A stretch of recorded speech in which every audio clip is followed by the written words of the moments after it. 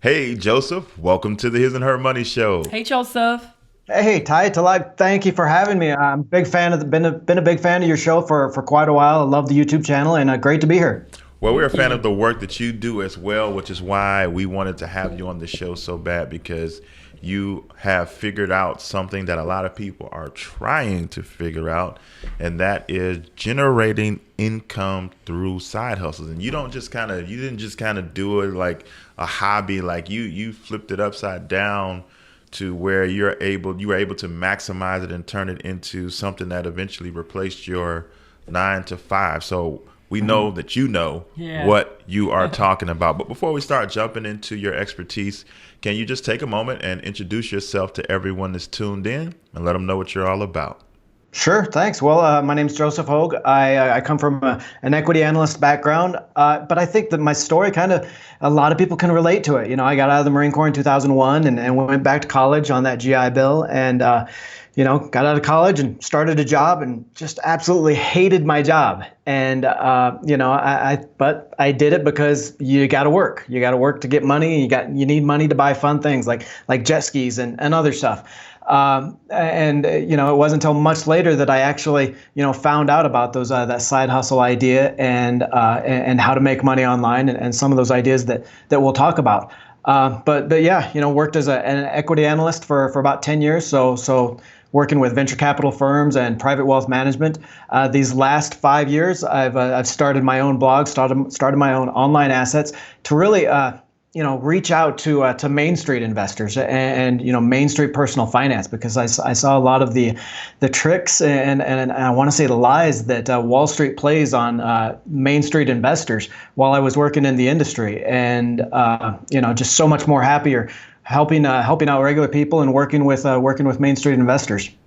Talk about the experience. I love that. So talk about the experience that led you to now creating the life that you're living now. I know that you mentioned that you hated your job. Walk us through that. How was that? Because you made an early mistake by going to the Marines first, instead of going to the Army. So that was, you'd already took a step back. I'm just playing, Joseph. Appreciate your service. Thank you for your service. Thank you. And it's funny because I love the Army because they give the Marines all their best soldiers. I saw so much into the Marines. My MOS school was in Aberdeen in Maryland at an Army base, and loved it. You guys get all the great rec facilities, and it was a good time. Awesome. I got out of college and started a job in corporate finance because that's just what everybody told me to do. And actually, it was my first real big money mistake. My first money blunder was I hated my job so much that all I could look forward to was early retirement. Right, so I worked sometimes 2-3 jobs. I had my real estate portfolio on the side that I was managing. I was saving every penny. And, just skimping, sacrificing everything. I was miserable, but, I was going to retire by 45 or 50. I don't know. I didn't know what I wanted to do. I just knew it wasn't this. And what would happen was every 6 months or so, I would go on a spending splurge. I would just get burnt out. I would have to take that, cathartic spending spree, and it would end up setting me back at least a step for every 2 steps I moved forward. And my savings account was going nowhere. I was miserable. And it was really kind of the financial equivalent to yo-yo dieting. And I didn't even see what was happening. That went on for 2 or 3 cycles like that for more than a year, until a friend actually, clued me in to, hey, what are you doing to yourself? It's ridiculous. So I started looking at side hustles, passive income, things that you can do on the side to make extra money. But then I started thinking about what you hear all the time from successful people, I guess we'll call them, and they say, Steve Jobs, they always say, find a job you enjoy and you'll never work a day in your life, or something to that end. And I always hated it because I always thought it was cliche. I always thought it wasn't possible. You don't have to like your job, you just do it, right? And loving your job just doesn't exist. And so I started I started researching online assets, websites, how to make money online, that kind of thing in 2012, and really saw that this kind of thing is possible, to find something that you enjoy doing and finding a way to make money off of it. So I started my own websites in 2013 actually, and I had to freelance on the side for a while there to while I built up the websites and the other stuff to really take over those and pay the bills.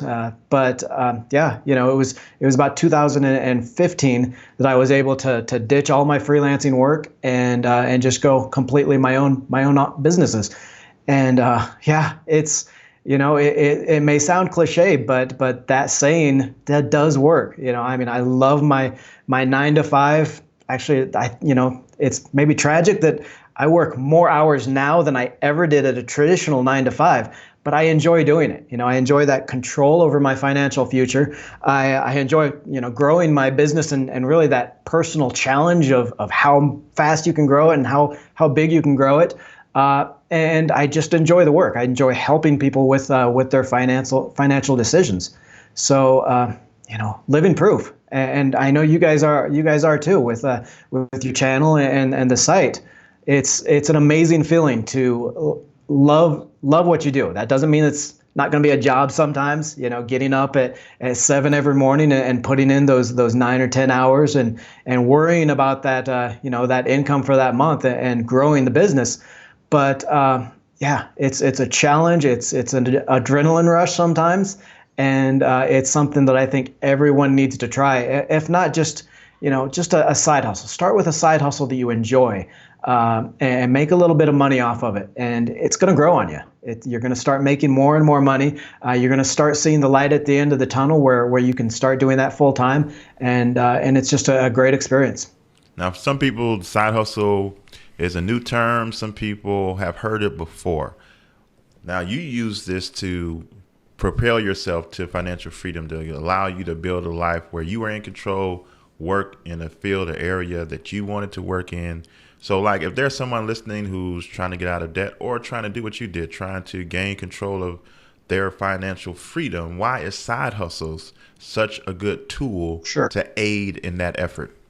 Sure. And I think, you go online and you see all these stories where, somebody's completely just ditched their 9 to 5. They started their own business and now they're a millionaire or whatever. And it doesn't necessarily have to be like that. Financial freedom. If you look at like the average millionaire, I think they say they have 7 income streams, right? So that might be their, a business, their own job, real estate, dividends, bonds, that kind of thing.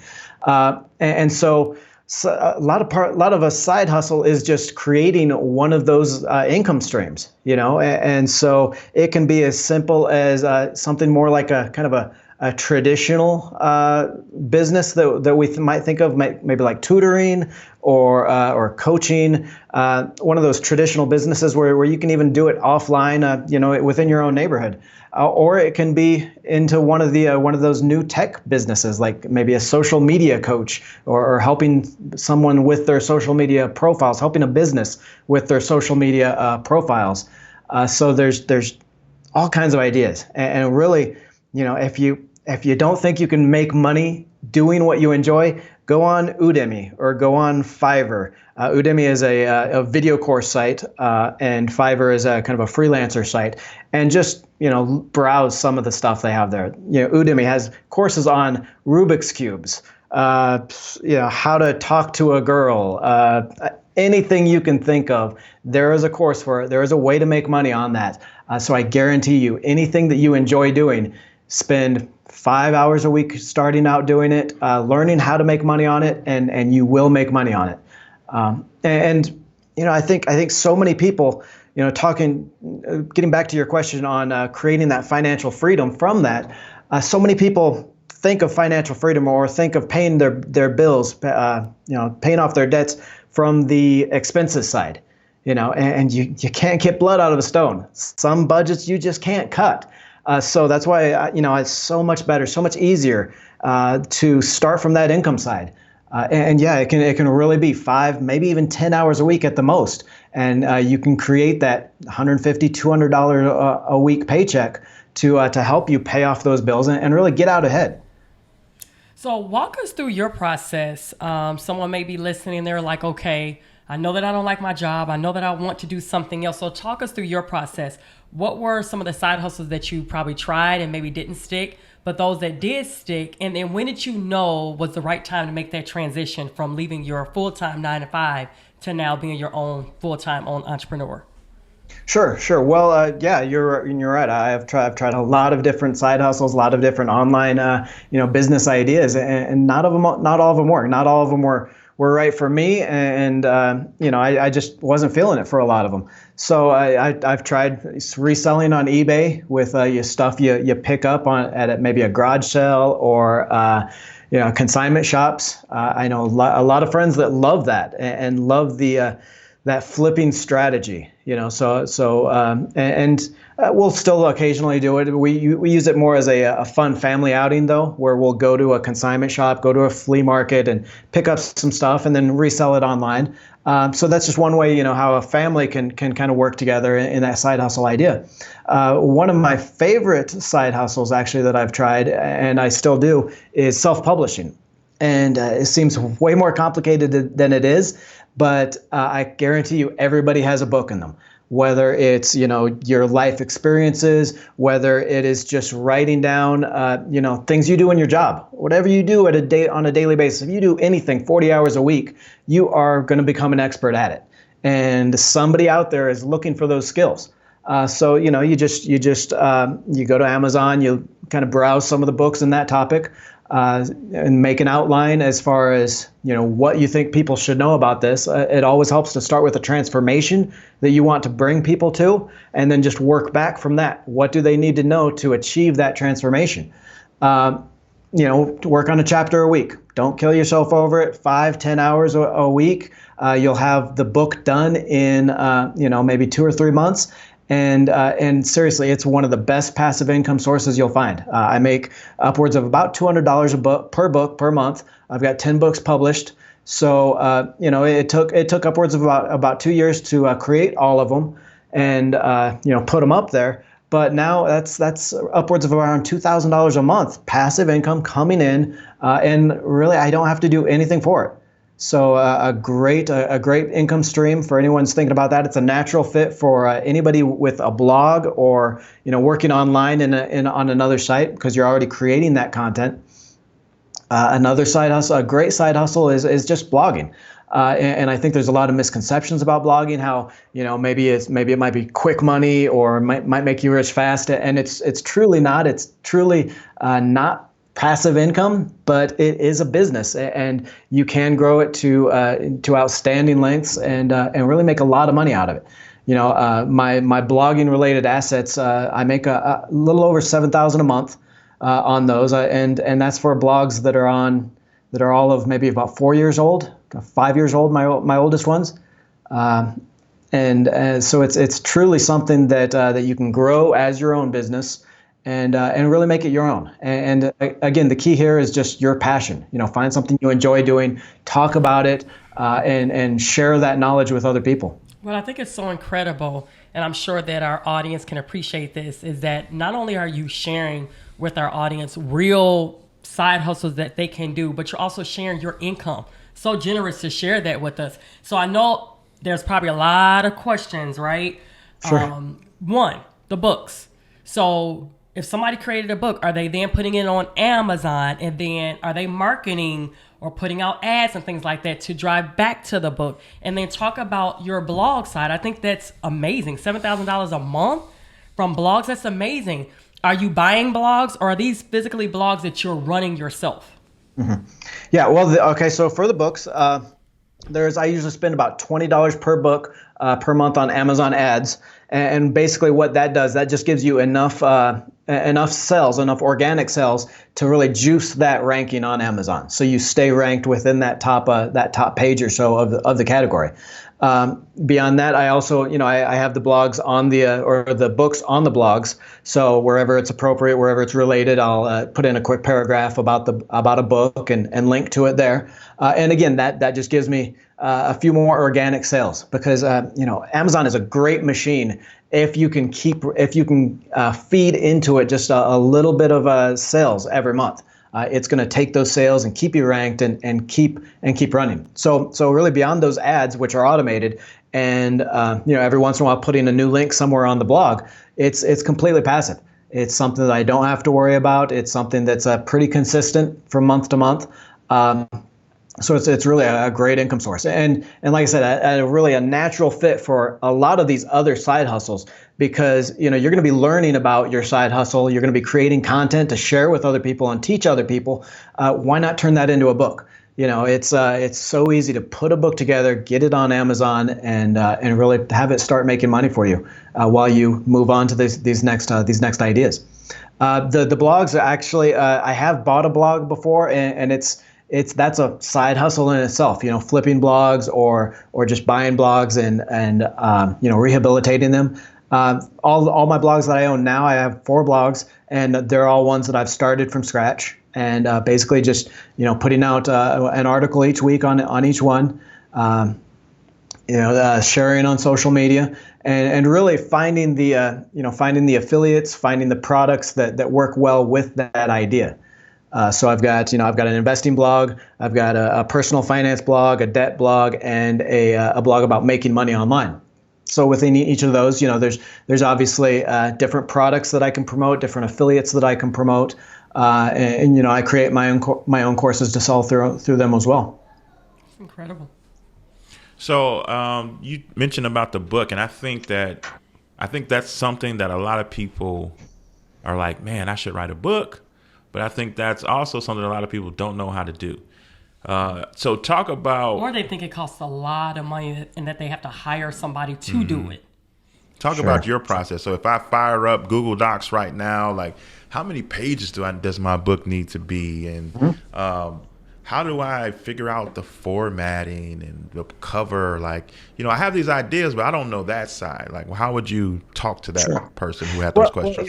In any side hustle, there is always the idea that you need to do what you do best. And if you can outsource something else for, either for cheaper than your per hourly wage, cheaper than what your time is worth, or sometimes you just want to have someone else do it. Okay, even if it costs a little bit more.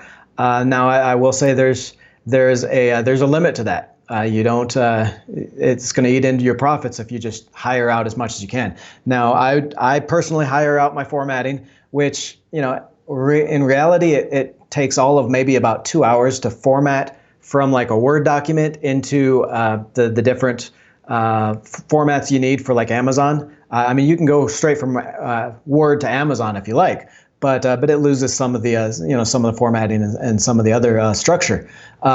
So I mean that's like $50 that it costs me. I outsource my cover work, my cover art, and you can find a lot of ideas on Fiverr. Basically, with Fiverr, a good strategy to try is just hiring out maybe 3 or 4 different freelancers on Fiverr for whatever your project is. But for in this case, a book cover, and you can get really good ideas for $5-10. And then once you find the one you like, maybe you upgrade the project a little bit to get it a little bit better. But yeah, a really low cost way of trying out lots of different freelancers in whatever really you need done. So those are the two things that I outsource for a book.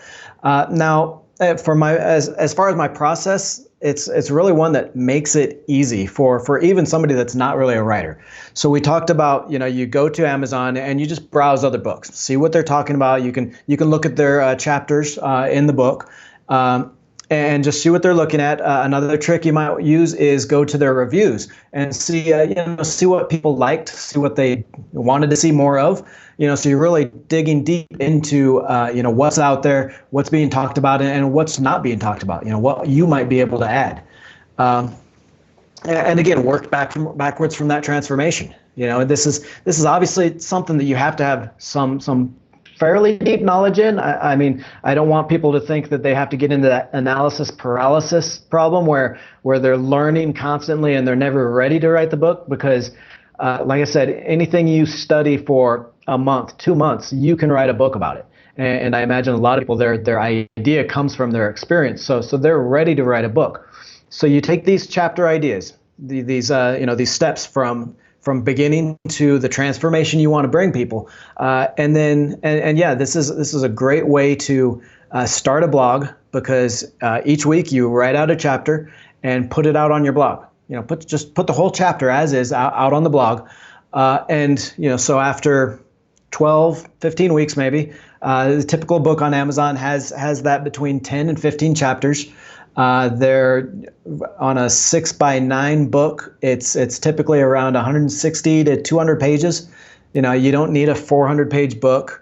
I've actually got 4 books that are part of a series that each one is like 60, 70 pages. So very much shorter, but they go deeper into a specific topic of investing. So that's one way to get, maybe publish a lot of smaller books quickly, or you go for that 150 to 200 page book, which is not a lot of writing. It's each chapter is going to be around 3,000 words. So on a 500 word per page Word document, so that's about 6 pages, right? So you write each week, you write a chapter, post it on your blog. When you're done, you put them all together, format them, and publish it. Well, then you can, once it's published, you can go back through those chapters or through those blog posts and link your book in those. And that becomes instant marketing for your book. A lot of people say, well, why would anybody pay for your book if it's free on your blog? Well, first you've got the convenience. It's all laid out from start to finish for you. It's $3.99, $5.99 on Kindle, so it's not so much the price. It's they have the convenience to read it from start to finish, formatted. Maybe you add some points that you hadn't thought about while you were writing each chapter. So yeah, using that blog to keep you on schedule to write your book, use it as that natural marketing channel, and it's just a great way to get started in this passive income idea.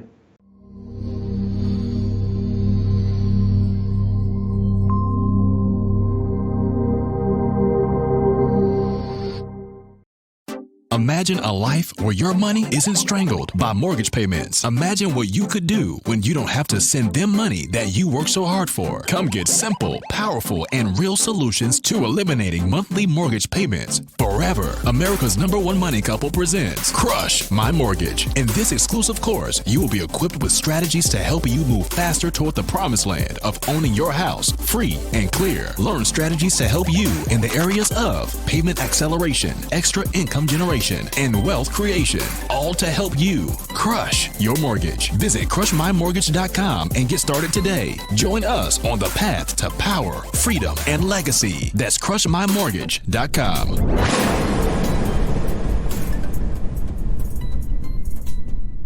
So with your books, are you getting them formatted strictly for ebook versions, or are you getting them formatted for physical copies as well? Sure, great question. Actually, Amazon just merged its print-on-demand service, CreateSpace. It used to be 2 separate, but it's extremely easy to get your book from Kindle, a digital copy, in fact, into print-on-demand. And what that does is it's a free service by Amazon that offers your book for print copies, and then sends that out automatically to anybody who buys it. They only print the ones that they need. And actually, Amazon has started with their physical bookstores. They've started buying some of those books. I've actually noticed over the last few months that hundreds, and it's great to see on your status reports, because you'll see a huge spike of like 75 or 100 copies of your book, and it's that print-on-demand service that they're filling up their bookstores with. So really easy to do, and actually I recommend also if you can access kind of inexpensive audio recording studio time or something like that, put it on Audible as well, because there's a lot of people that just like listening to those audiobooks. So you're going to have your Kindle version, your print-on-demand version, your paperback version, and your Audible version as well. Reaches as many people as possible, and really gets your book out in front of as a large an audience as possible. Good advice. Good advice. Another direction that we see people gravitate towards when they're trying to figure out how can I bring in some additional income is through MLMs, multi-level marketing programs, I guess. Sure. What have you seen? What have you experienced? And what is your advice there when people are considering those? I have stayed as far away from those as I possibly could. So I don't have a whole lot of information about them. I do, we all know people that have tried them, and it's a hustle. I mean, I won't say that I won't say that it's a scam, and I won't say that it's impossible, because I mean there are obviously success stories, but there are so many other side hustle ideas, so many online business ideas out there that put you at that top of that pyramid, and don't rely on you hustling and sending all of your profits upstream to the top of that pyramid. I would steer clear. I would use that as your last income stream after you've exhausted every other idea that you can possibly think of, after you've tried all these other income streams. Maybe. Yeah. Do you have any tips on how one can juggle like both the side hustle and then the business, as well as full-time outside of the home work, as well as other responsibilities? Maybe they're married, maybe they have children, maybe they have other responsibilities in particular groups. How do you handle all of that?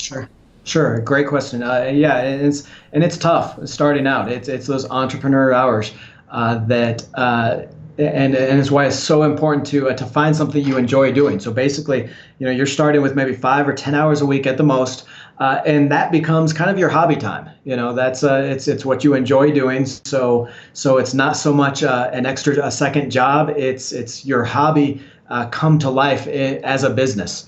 So that's one way. Involve the family as much as you can, and I know that's not always an easy answer.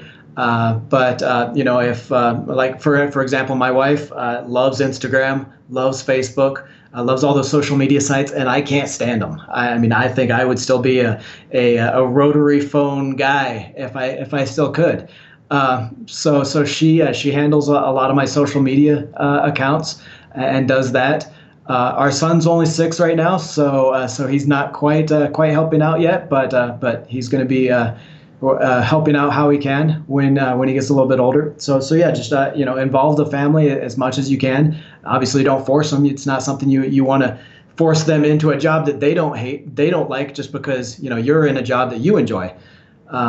You do that, but then just understand that few of these ideas are overnight successes. I think it's really kind of ironic that people wouldn't expect a small business, a traditional business, to just be an overnight success, like a retail shop or anything, and yet they'll start a blog or one of these other online business ideas and expect to be making thousands of dollars within 3 or 4 months. And it's just not so. It took me 5 or 6 months to start making any money. It took I think it was about 2.5 years before I was making right around three or 4,000 a month. So enough to really replace my job. But just treat it like a business. Understand that it's going to take some time, and gradually build up that momentum and build up that income stream over time. I don't want to move on because you just said something really powerful, and I don't want people to miss it. Treat it like a business. So important. Expound on that for us. Well, there's so much there, really.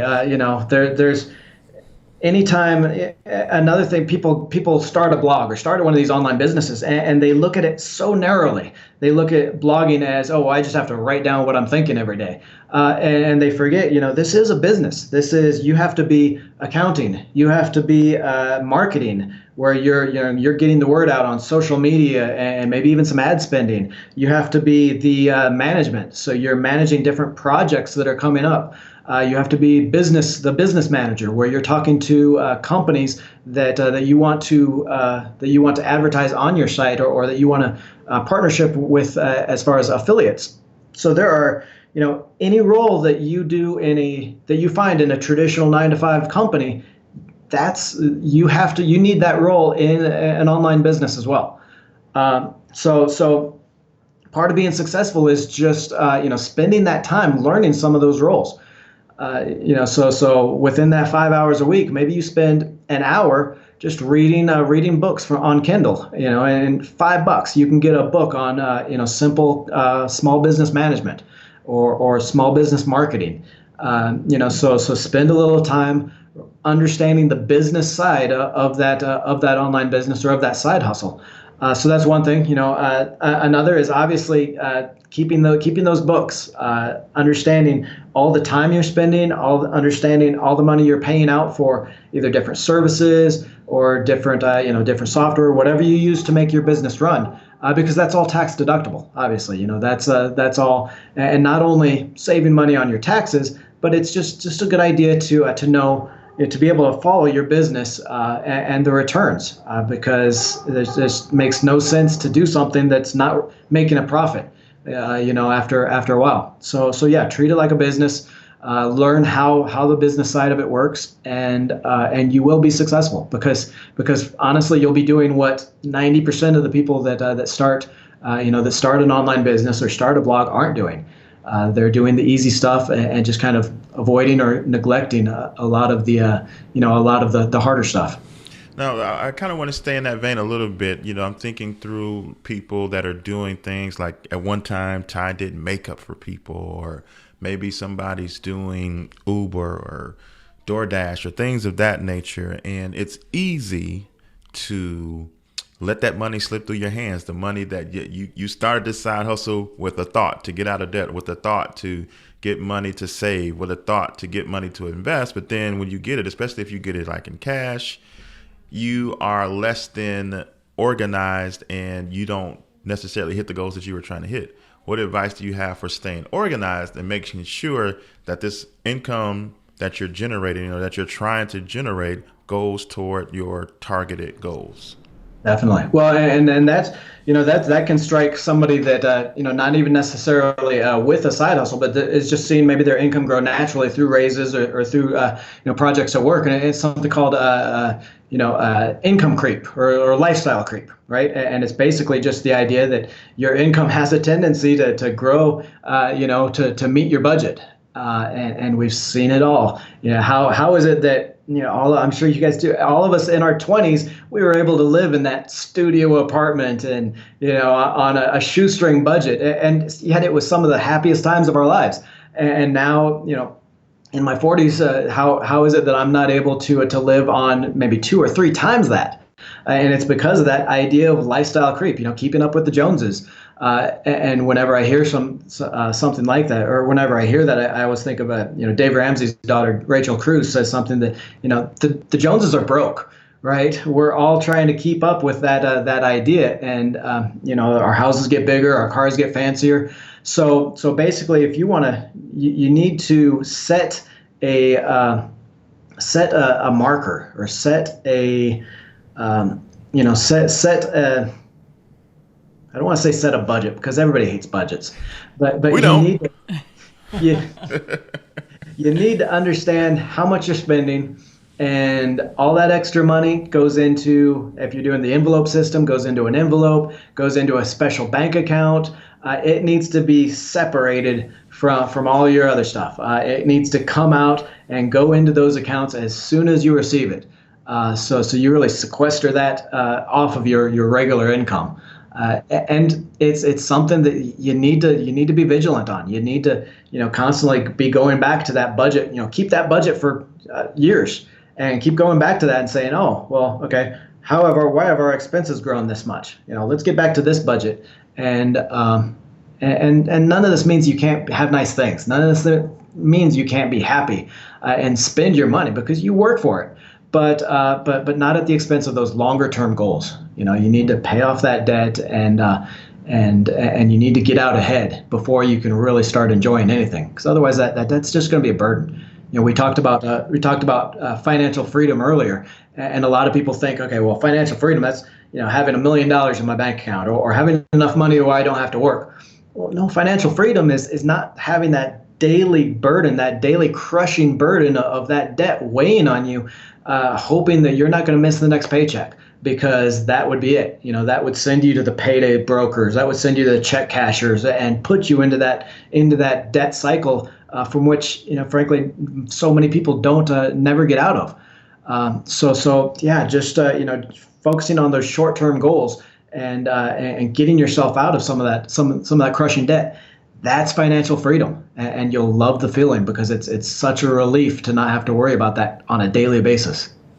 Now, did you use like a double prong approach when you were leaving your job and you started the side hustles? Did you also cut back on your living expenses? Like, did you make transitions or shifts in other areas as well to help you, obtain this goal of leaving your employment? I cheated. When I was transitioning, because I had worked I was an economist for the state of Iowa for about 5 years there, and I had worked for a couple of years as a freelancer and freelance equity analyst and that, but I knew I did want to transition. I'd lived in Medellin, Colombia, so think way south, Colombia, and I'd worked there for a few years as a trade consultant. My wife's from here. We loved it. We moved back in 2013, and I was able to make that transition. Obviously, it's cost of living is about a fifth down here as what it is in a comparable U.S. city. And actually, my wife was able to go back to school for her nursing degree, and we were able to live off of my income from the blogs, from the other online, businesses, and still save about 80% of what we earned. Wow. So, it's not something. I know it's not something that a lot of people can do, but it's a great experience. Even if you only do it for a year or two, while you grow your online businesses, while you grow those online assets, it's an opportunity to save up a lot of money. And while you're down, not down here necessarily, but anywhere where it's a lower cost of living, you move back when you want to, and you really write your own checks, because by now your online assets are bigger. Or have that momentum and are paying the bills, and you've got that experience too. You expanded your horizons out, beyond our small little borders. Is that your goal? Like, talk about some of now your goals in the future. Is it to move back? Is it to purchase, a larger home? Like, what are some of your goals? Sure, and it is. We've talked, and we're not moving back to Iowa. We can't do the winters anymore. It's about 80 degrees year round here, so it's kind of spoiled us for the last 6 years. But we are thinking probably Tampa in a few years. Love the city, love the the weather. It's beautiful there, yeah. The cost of living is really great, so we're thinking Tampa. I would love to just keep growing the businesses. I actually started YouTube last year, and it's already grown to about half of my monthly income, maybe a little bit less.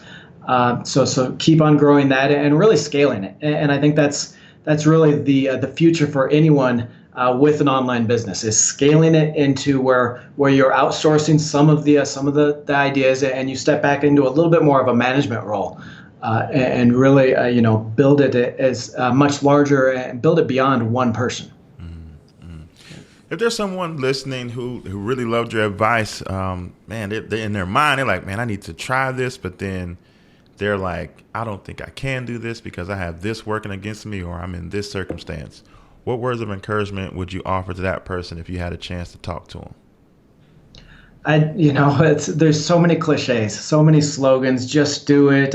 Get started. I would like to share three tips, I think, for success that can help anyone that's feels like they're stuck in a rut. Three things that I think hold so many people back. First, you've got what's called the imposter syndrome. And this is something that even the most successful people, they have those voices in their head. We all have those voices in our head that say, who the hell are you to be talking about this? You're not the expert. There's somebody better at this than you. So why should you be talking about it? And it's really something that we all have to overcome. We all have to grab that self-confidence and lift ourselves up. And just understand that that you are an expert. You don't have to be the Warren Buffett of investing to know how to invest and to be able to teach people how to invest. So it's sometimes frankly it's a constant struggle, but understand that everyone has those voices, and it's just something you have to overcome with with those little successes. And that kind of moves into the second tip here is really building confidence. This was something that was always very difficult for me. I grew up, much smaller than all my other peers, and always kind of lacked that confidence. And through, not just the Marine Corps, but through building my own businesses, I really started to learn, the trick, the secret to building confidence, and it's in making those little wins. Whether it's, setting some short-term goals as far as like, your health or physical fitness, whether it is setting short-term goals on your business, where maybe you just want to put out a book. You get those little wins and you design those wins for something that's, something that's a challenge, but you can do it. You can overcome it. And you put enough of those together and it's an amazing phenomenon. You just naturally start building that confidence in yourself because you have these little wins that really can really transform you into a new person. And finally, I'd say we all have a tendency to compare ourselves to others, right? And what's ironic is a lot of times we'll compare ourselves to somebody else in one specific thing that they're successful in. Right. So, so we're bloggers and every blogger compares themselves to, like Pat Flynn or Amy Porterfield or some of these huge success stories. Right. And obviously, if you're comparing yourself to somebody that's either been in the industry for years, decades, even is hugely successful, it's just going to be a disappointment. It's just going to be a frustration. Why am I not growing as fast as they are? Why am I not as successful as they are? And two things here. One, why are you comparing yourself to someone on that one little measure? We're 100 different things that make up each one of us. So picking and choosing that one thing, you're just setting yourself up for failure. You are you. You can't you can't compare yourself to each individual person on what makes them special, what makes them successful. But another thing is a lot of times we compare ourselves to other people in things that we really have no control over anyway. So you really have to get out of that habit of comparing yourself to others, and it's extremely difficult. You're still going to do it, but instead compare yourself to yourself. Keep track of your business, your exercise routine, whatever it is that you want, those little wins that are going to build confidence. Keep track of where you're at every month, every semester, and look back and compare yourself to that. If you are growing in those, that's all the growth you need. That's all the success you need. So it's just a great way to make sure you're growing internally, with your own goals, building that confidence with those little wins, and that's gonna help defeat that imposter syndrome, where you have the confidence, you're doing what you need to do to grow and to be the expert, and you're gonna be successful. Great advice. So tell everybody more about your website and your services, your YouTube. Let everybody know how to stay in touch with you, Joseph. Sure. Well, like I said, I've had the blogs for quite a few years and lots of different topics. I love talking about each little topic on each one. But like I said, this past year, it's been all about the YouTube. I started the YouTube channel. It's a Let's Talk Money channel on YouTube. And it's really everything that makes me and what I like to talk about all in one channel. So it's beating debt, making more money, and really making your money work for you. So we talk about investing. We talk a lot about the side hustle ideas and the online business ideas. We've got a lot of, in fact, with the most popular video on the channel right now is 10 side hustle ideas. It's a little over 350,000 views.